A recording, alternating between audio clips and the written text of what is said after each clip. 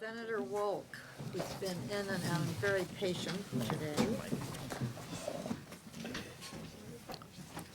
Welcome to the committee.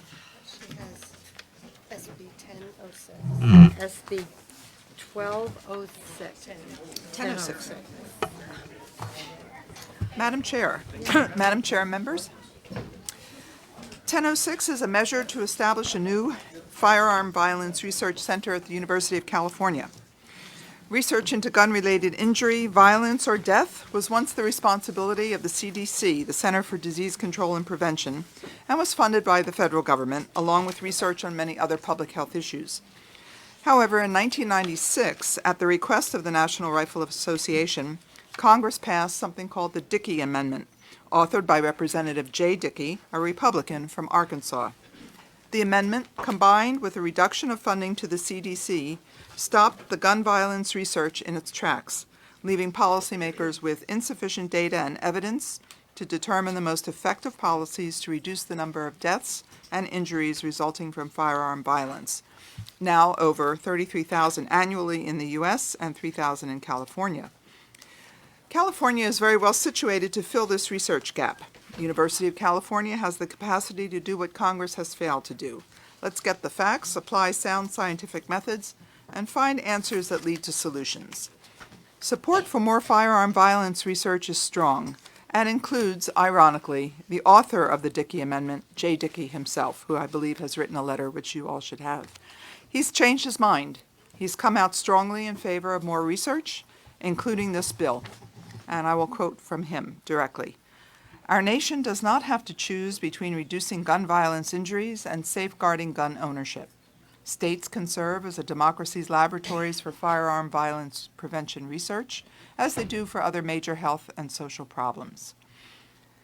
This research could have been continued on gun violence without infringing on the rights of gun owners, in the same fashion that the highway industry continued its research on deaths and injuries from head-on collisions without eliminating or outlawing the automobile." Congressman Dickey's point is a good one. The research that helped reduce deaths in automobile accidents is that's an important point. 50 years ago, the death rate from motor vehicles more than tripled the death rate from firearms. But research and technology advanced. Seatbelts, mandatory seatbelt laws, infant car seats, better bumpers, and now airbags, better materials, better glass. The motor vehicle death rate has dropped dramatically. We didn't outlaw cars. Better research into firearm violence, I believe, could yield similar reductions. This effort is co-sponsored by the California American College of Emergency Physicians and the American Academy of Pediatrics. We have strong support from the public health community, law enforcement, and a growing list of bipartisan co-authors. Here to testify in support is Dr. Kevin Jones, an emergency physician at Sutter Medical Center, and Dr. Lindsay Harms, a pediatric resident representing the Academy of Pediatrics. And Garen Wintemute, Dr. Wintemute is here from the UC Davis Medical School to answer any questions that you may have. I ask for your aye vote. Witnesses in support.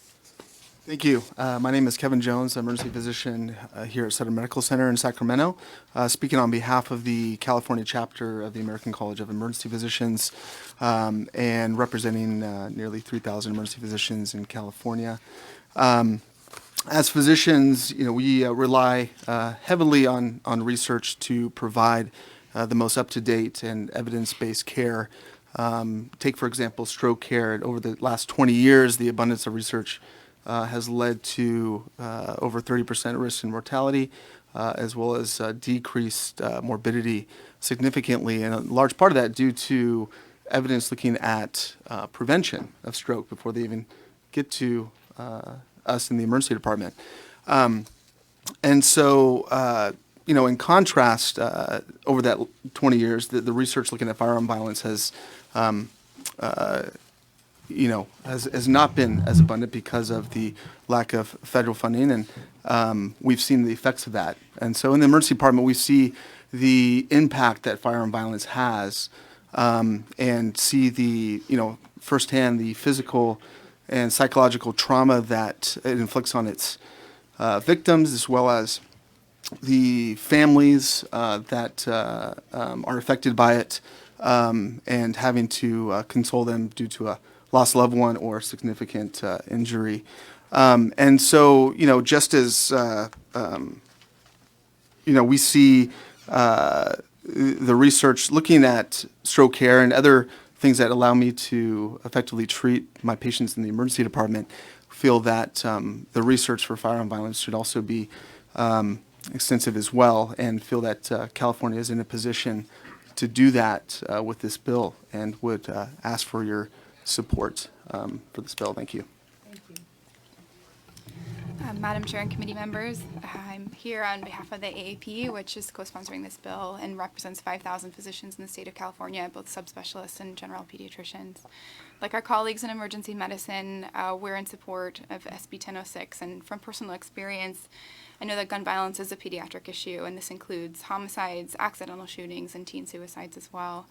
Gun violence is preventable, and yet it currently represents the second leading cause of death for American youth. And I wanted to talk just briefly about how pervasive the long-term consequences are that we see in clinic and in the hospital.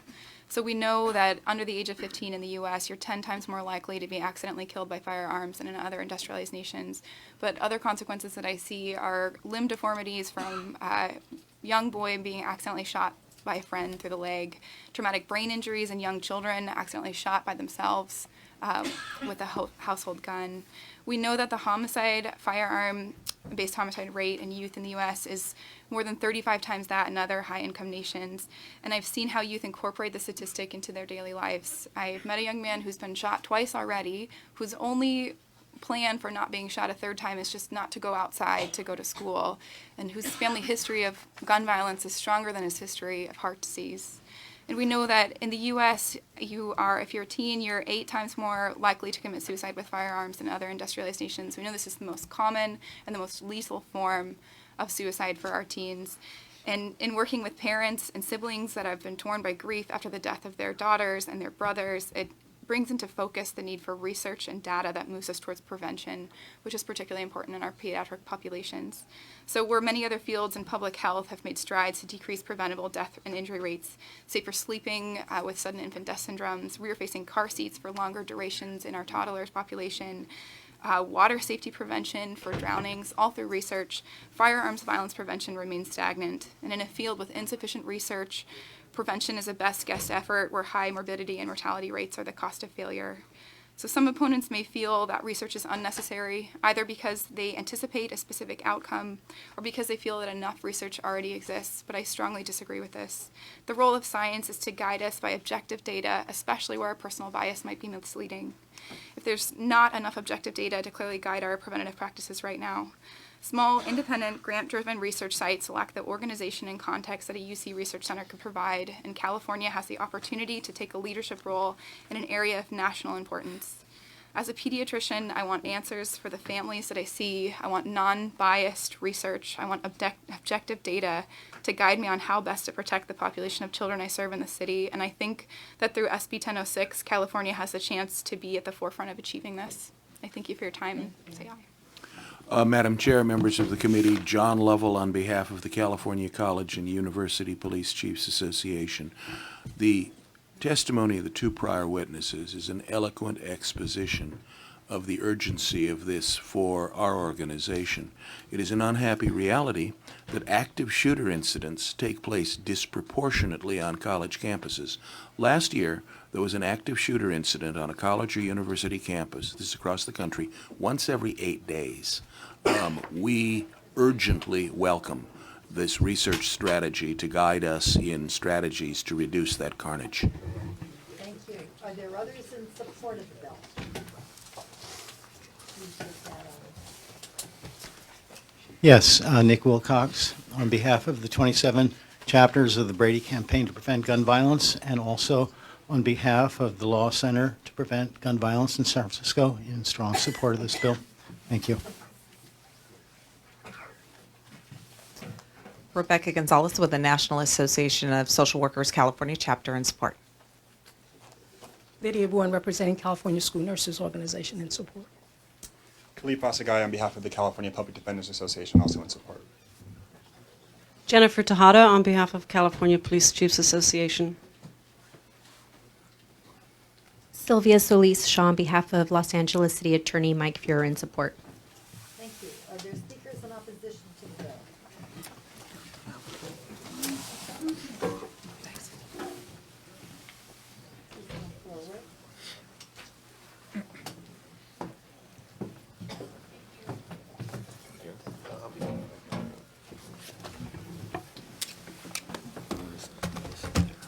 What? Okay, let's begin.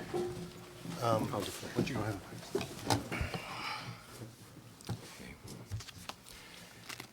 Thank you, Madam Chair, members of the committee. My name is Timothy Wheeler. I'm a surgeon from Southern California, and I'm the director of Doctors for Responsible Gun Ownership. And I respectfully speak in opposition to Senate Bill 1006. We do not oppose research. We too, as Senator Wolk does, believe in facts and sound scientific principles.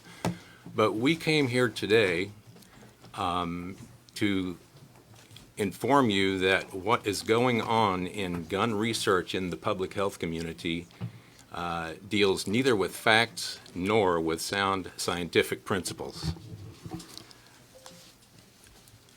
We're going to systematically build a case that owning firearms causes deaths. We're doing the most we can do given the political realities. That was Dr. P.W. O'Carroll, who was a top official at the Federal Centers for Disease Control, and he was quoted in the February 1989 issue of the Journal of the American Medical Association. I got another quotation from a prominent firearm researcher who is here with us today. He's located in Senator Wolk's district, and this quote's from the April 2001 UC Davis Medical School's newsletter, The Matrix.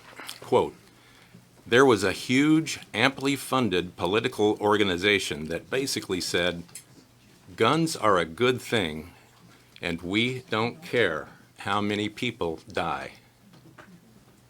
End of quote. That was the UC Davis's own Dr. Garen Wintemute, who is here with us today and I believe may speak.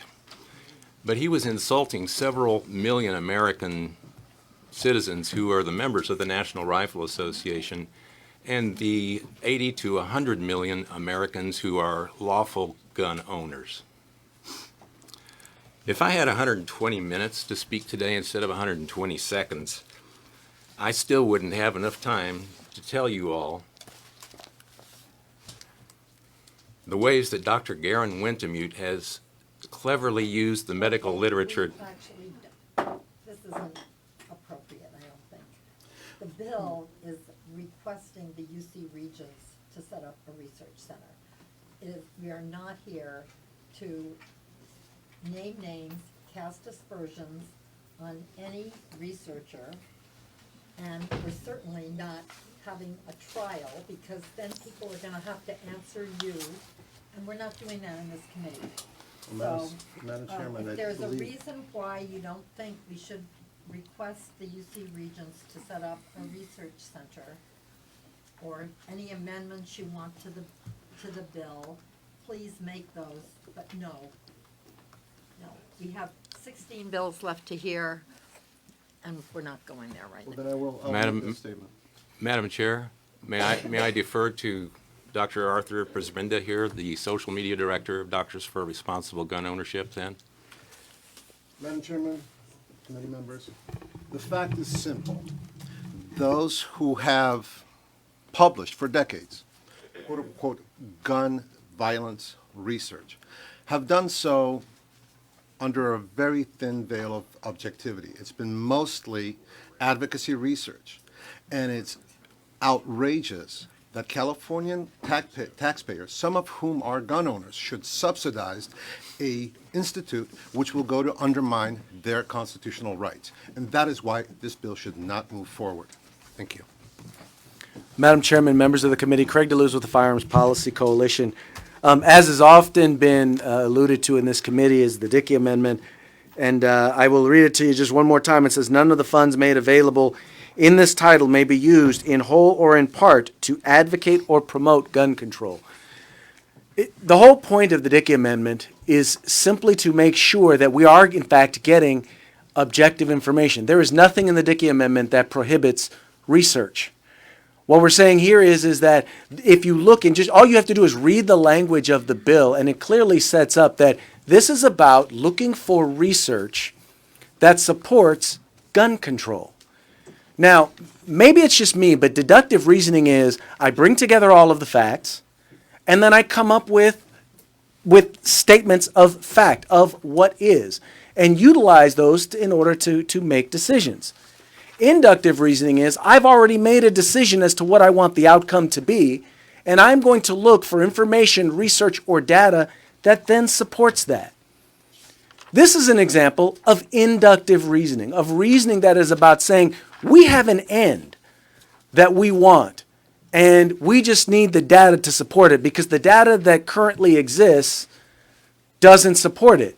And as much as they want to say that the data does that there is no data, one of the supporters of their bill came up. He told you once every 8 days there's an active shooter situation at a college campus. Where did he get that information, I wonder? It must have been from the data that doesn't exist.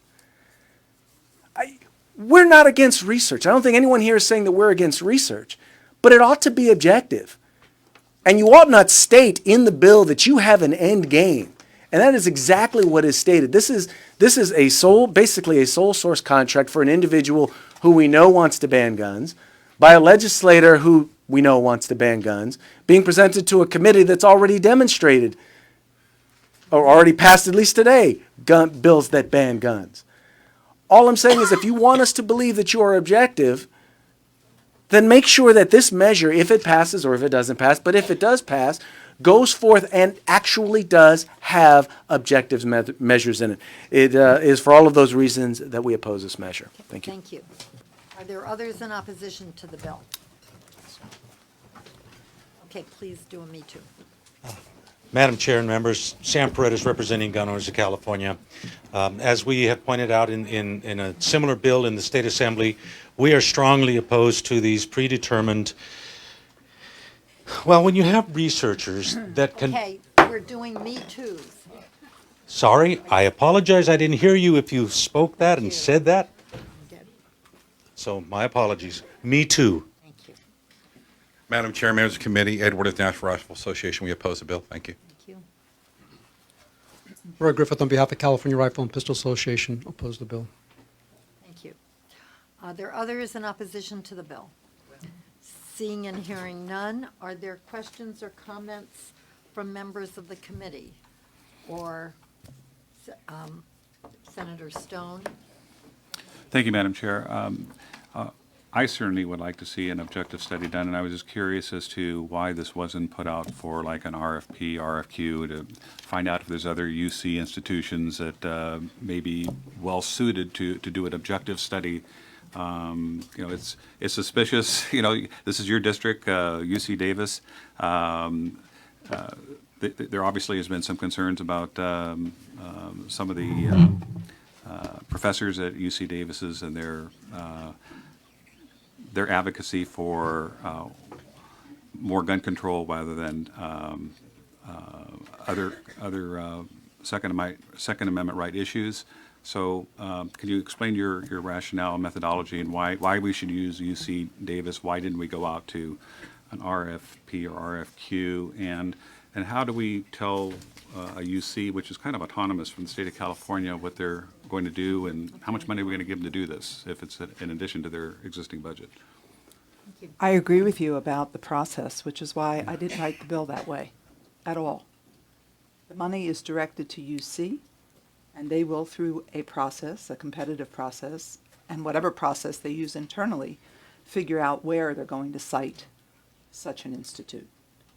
I'd love for it to be at UC Davis, and I would have loved to have written the bill that way, but I did not, for precisely the reasons that you cite. Okay.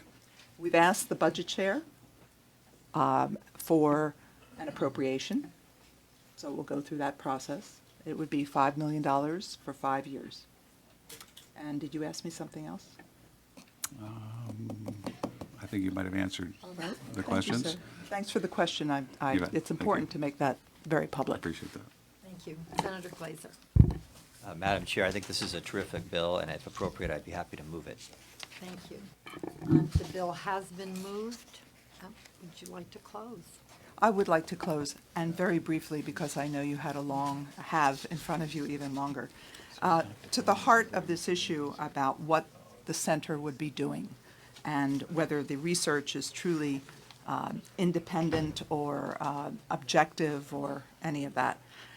We actually took some suggestions from the NRA's letter about and incorporated some of their concerns. And for those of you that are interested, on page 3 of the bill, the last number 2, it will tell you exactly what the center shall conduct. The type of research, with a mission to provide the scientific evidence on which sound firearm violence prevention policies and programs can be based. Its research shall, and this is the language from the NRA, shall include but not be limited to the effectiveness of existing laws, policies intended to reduce firearm violence, that's our wording, their wording, including the criminal misuse of firearms and efforts to promote the responsible ownership and use of firearms. I ask for your aye vote.